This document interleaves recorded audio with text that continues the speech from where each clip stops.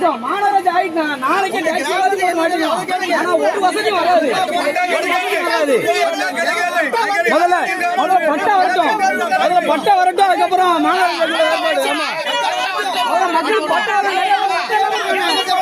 Loan எடுக்க முடியல. பட்டா இல்லாம ஒரு லோன் எடுக்க முடியல. பட்டா வரட்டும்.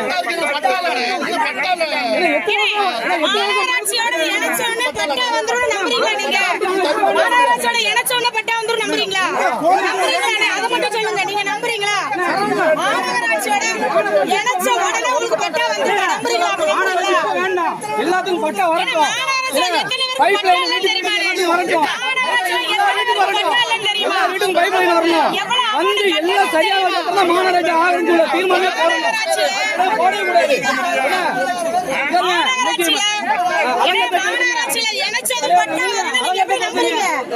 சரியான வசதி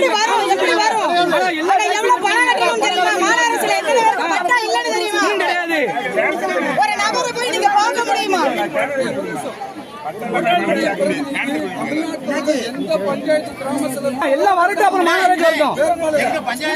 என்ன வசதி இருக்கு?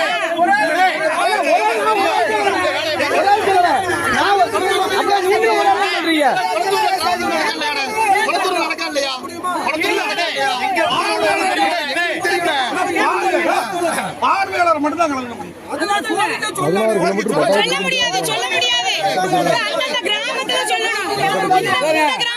மாநகராட்சி பஞ்சாயத்து வழங்காம போயிடும். பாத்துங்க.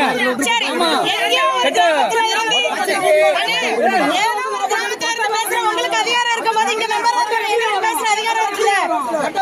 மக்களுக்காக நாங்க பேசதான் செய்வோம். பேச முடியாது.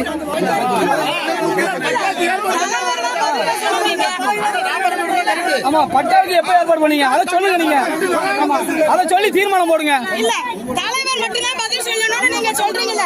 இல்ல நான் கேக்குறேன், தலைவர் தான் பேசணும். நீங்க எல்லாம் பேசாதன்னு சொல்றீங்க. அப்ப தலைவரை மட்டும் நீங்க கிராம சபை கூட்டத்துல சந்திக்க வேண்டாம். பஞ்சாயத்து ஆபீஸ்ல போய் சந்திச்சுக்கோங்க. பஞ்சாயத்து ஆபீஸ்ல போய் சந்திச்சுக்கோங்க.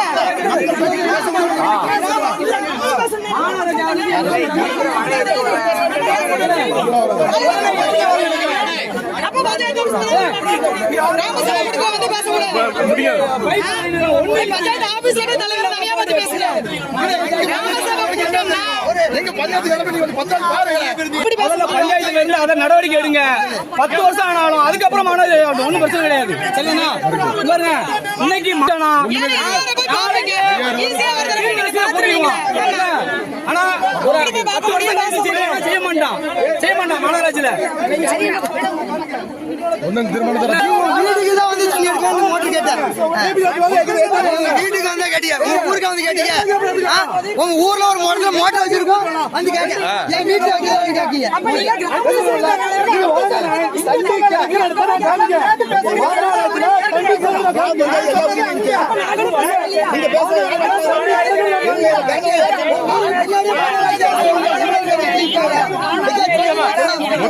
அழிஞ்சு போச்சு.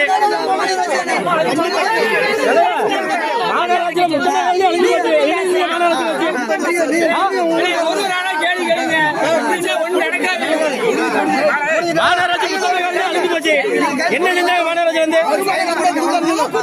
நீங்க எவ்வளவு செலவு பண்றீங்க? வருமானம் செலவு பண்றீங்க.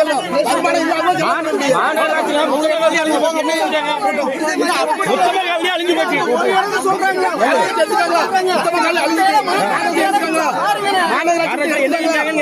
செய்வாங்க. நீங்க என்ன செய்வாங்க? மக்கள் பிரிவு எதுக்கு செய்வதுக்கா? பட்டி காட்சி போறதுக்கா? ஏன் மக்கள் பிரிவு யாரு எப்படிங்க கூட்டம் முடிஞ்சு வச்சுன்னா எங்க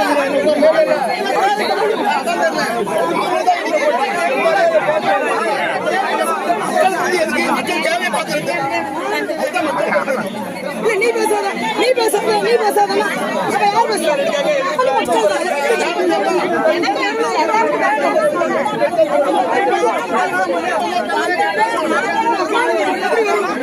பஞ்சாயத்துல இருக்கிறவங்க 10,000 ரூபாய் கூட்டிடுவாங்க, 50,000 ரூபாய் கூட்டிடுவாங்க.